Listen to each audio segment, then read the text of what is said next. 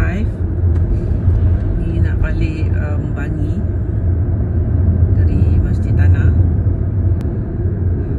Saya cuma fikir satu je lah. Bukan fikir satu, fikir banyak ni.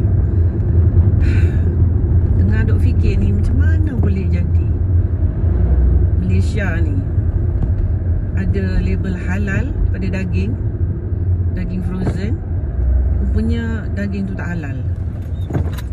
Aduh, bila fikirkan kan, saya sendiri memang kalau cuma beli daging tempatan atau daging Australia. Lain pada tu saya tak beli. Namun demikian, kalau kita makan dekat rumah orang kahwin, kenduri, banyak juga yang tak semelih lembu apa semua. Jadi dia memang beli daging frozen lah kan. Daging frozen yang import tu memang murah lagi daripada daging lokal. Tahu tak? So daging import tu murah daripada daging lokal. So of course lah, kalau nak jimat kena beli daging import lah. Especially kalau kena kahwin banyak-banyak kan.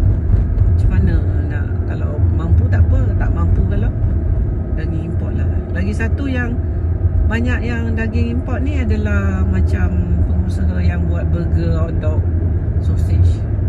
Burger, hotdog, sausage. Saya dah lama bagi tahu, tolonglah jangan makan burger, hotdog, sausage. Dia banyak perasa, pengawet, pewarna, dan juga banyak apa orang kata, kimia pengawet. Dan daging tu tak fresh. Saya selalu bagi tahu benda tu, daging tak fresh. Jadi memang kalau yang mana yang ikut pesanan saya, memang tak makanlah daging import ni. Tapi macam mana pun, tak banyak sikit. Mungkin kita makan kat kedai, kita makan contohnya martabak daging ke apa ke, tak boleh tidak, kita dapat jugalah daging import kan. Jadi daging import ni dah 40 tahun ada sindiket, ada kartel yang menggubalkan daging yang tak halal bagi jadi daging halal. Jadi daging yang tak halal ni piawaian tak ada langsung. Tak ada piawaian langsung. Dia punya slaughterhouse tidak diiktirafkan. Sama ada dia slaughter, dia sembelih cara Islam ke tidak pun kita Allah alam tak tahu. Daging tu mungkin daripada lembu yang sakit. Dah lah tu bukan setakat daging dari lembu yang sakit, ada kemungkinan bukan daging lembu pun, daging kuda lah, daging tak apa-apa lah, tak tahulah. Lepas tu gudang yang mana dia orang sort out daging whereby dia halalkan yang haram ni, juga memproseskan daging babi. Jadi dah dicampur adukkan daging babi dengan daging lembu, so-called daging lembu. And aduh, yang saya kesal sangat-sangat ni, yang terlibat adalah pegawai-pegawai yang telah diamanahkan untuk menjaga supaya kita dapat the best daging yang mana ada standard pada slaughterhouse mereka yang dislaughterkan secara Islam. Orang yang sembelih tu diimport khas oleh negara-negara yang nakkan apa orang kata ekspor daging mereka kepada pada negara-negara yang nakkan daging halal. Semua penelitian itu telah diketepikan. Oleh apa? Oleh manusia-manusia yang sanggup ambil duit untuk pejam mata, untuk tutup mata kepada benda-benda yang kita telitikan. Kita punyalah jaga, kita punyalah teliti, kita buat peraturan, kita buat SOP, kita bagi syarat-syarat sekian. Ini yang berlaku 40 tahun, bukan masa yang sedikit ya. 40 tahun kita hadapi masalah ni. Masya Allah, ni baru tahu lepas 40 tahun. Kalau tak tahu sekarang, tak forever kita macam ni ya.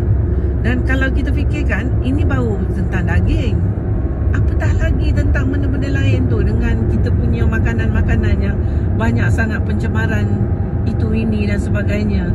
mana tidak dijaga kadar racun yang ada, kadar preservatif, kadar pesticide.